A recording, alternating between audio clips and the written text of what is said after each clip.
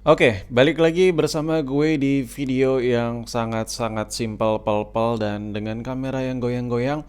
Nah, jadi di video kali ini gue pengen buat konten, kira-kira di tahun 2022 kalau disuruh pilih, mending lu beli Android murah atau iPhone murah? Android murah, iPhone murah atau Android murah? Android murah tapi bla bla bla, iPhone murah tapi bla bla bla. Nah, di video ini gue bakal ngasih tahu baiknya lu pilih yang mana. Nah, di sini ada empat nih, ada empat unit nih ya. Gue bakal ringkasin lagi jadi cuman face to face aja, jadi bisa head to head. Di sini ada iPhone 6s, di sini ada iPhone SE, dan di sini ada Samsung Galaxy Note yang jadul, dan di sini ada Sony yang juga udah jadul.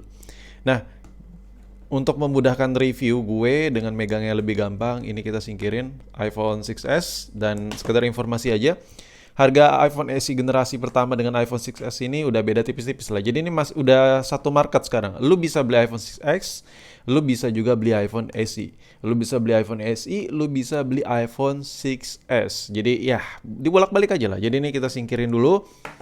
Nah, masih ada sisa 3 HP. Yang ini Sony Xperia Z5 yang big punya, tapi ini juga sudah berumur.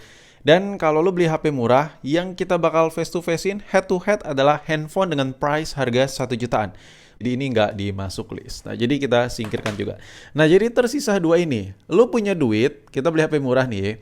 Beli HP murah di budget 1 jutaan. Lo punya uang, harga 1 juta, lo mending beli Android yang harga 1 jutaan, atau lo mending beli iPhone yang harga 1 jutaan. Bahasa kasarnya, mending beli iPhone jadul, atau mending beli Android jadul. Bahasa lebih kasar ya, mending beli iPhone murah, atau beli Android murah. Kalau di versusin head to head, pilih yang mana? Sebenarnya itu balik lagi ke kriteria. Gue lebih ngerekomendasiin pilih iPhone SE jika lo punya riwayat pengguna iPhone sebelumnya. Misalnya lo ada jepret-jepret, atau lo ada beberapa dokumen file yang lo di mana sudah terbiasa transfer file, atau lo pengguna MacBook, ya, atau lo lagi krisis memang ya, dan lo pengen punya handphone kedua ketiga yang HP murah.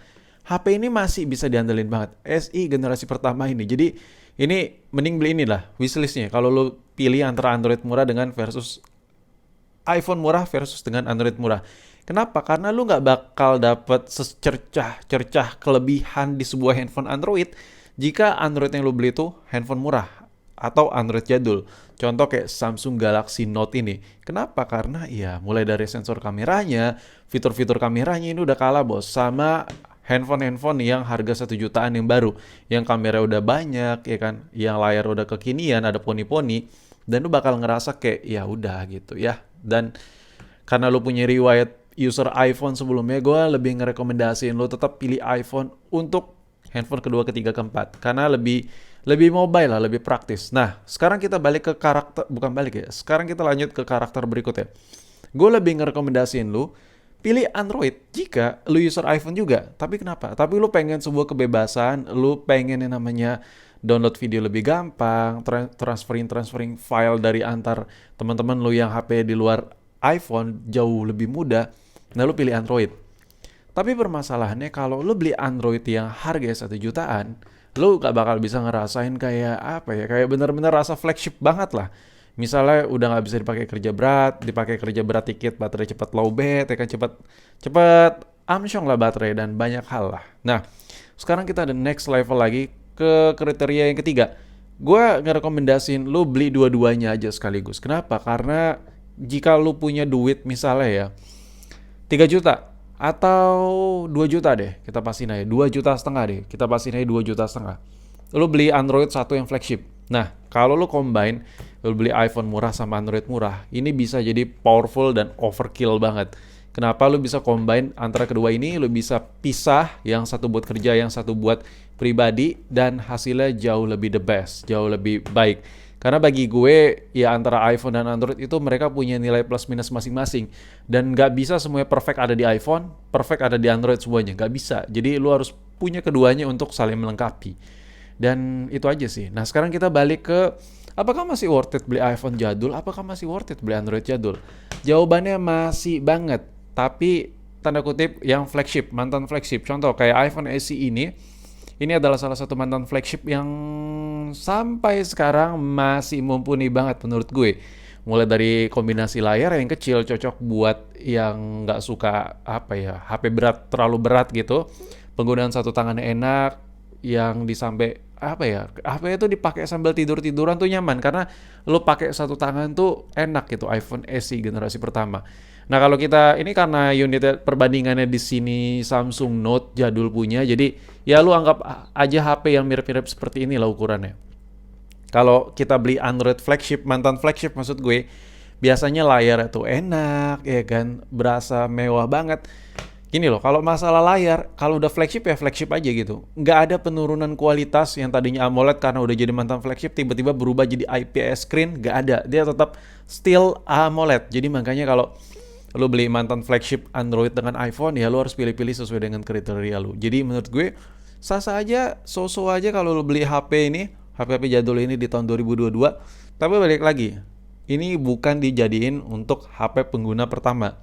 Lu nggak punya HP sama sekali dan lu pengen buat HP kerja keras, kurang cocok. Dan perlu diingat juga, perlu di note juga, HP-HP jadul, mantan-mantan flagship jadul, sangat sulit sekali untuk mendapatkan dengan mint condition, dengan 100% perfect dari segala sisi.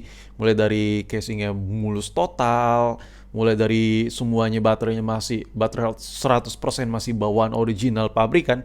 No, susah banget. Bahkan kayak susah gitu, kayak gue bingung jawabnya mau harus gimana. Nah, jadi balik lagi ke kebutuhan masing-masing, tapi gue lebih ngerekomendasiin lo kalau sama sekali belum punya handphone, sama sekali belum pernah punya handphone flagship, dan lo pengen upgrade level ke handphone flagship, gue nggak ngerekomendasiin beli mantan flagship kayak gini. Karena apa? Karena ya rasa flagship yang ada di sini tuh lebih ke head wearing aja. Kayak layarnya tuh berasa beda banget sama HP murah.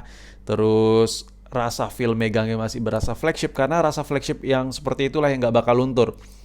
Kenyamanan layar, rasa lu menggenggam, rasa-rasa feel-feel seperti itu nggak bakal pudar meskipun yang tadinya HP seharga motor jadi seharga gorengan, tetap sama, tetap berasa feel flagshipnya. Tapi gue lebih ngerekomendasiin lu kalau lu bener-bener pengen ngerasain flagship, nabung tipis-tipis ya, nabung tipis-tipis, entahlah itu lu mau Androidan, iPhonean, banyak banget flagship yang umurnya itu sekitar 1 sampai 2 tahun lebih muda, lebih tua daripada HP generasi paling akhir. Misal sekarang ini lagi paling mentok the top levelnya iPhone itu iPhone 13 Pro Max. Kita ambil tarik ulur 2 tahunan yang lalu, misalnya kayak iPhone 11 ya kan. Dan dari Android juga banyak. Kalau yang murah-murah lu ambil misalnya yang udah pakaian sekitar 6 bulan. Contohnya yang udah mulai ada Samsung Fold, ya kan, fold-foldan, flip-flipan, itu banyak di pasaran. Jadi tinggal nabung tipis-tipis saja. Jadi jangan nyalain jangan nyalain pangsa pasarnya juga ketika lu pilih HP itu kayak terbatas gitu, kayak nggak ada yang cocok buat lu. Sebenarnya kita sabar-sabar dikit sih, karena sesuatu yang murah itu ya hasilnya juga nggak bisa maksimal gitu ya kan. Ada harga ada rupa gitu di zaman now itu kayak gitu ya kan. Oke lah, mungkin sampai di sini aja video pembahasan gue. Ini bukan masalah worth it nggak worth it, tapi gue sekedar pengen sharing-sharing pengalaman yang gue punya aja ke penonton-penonton gue.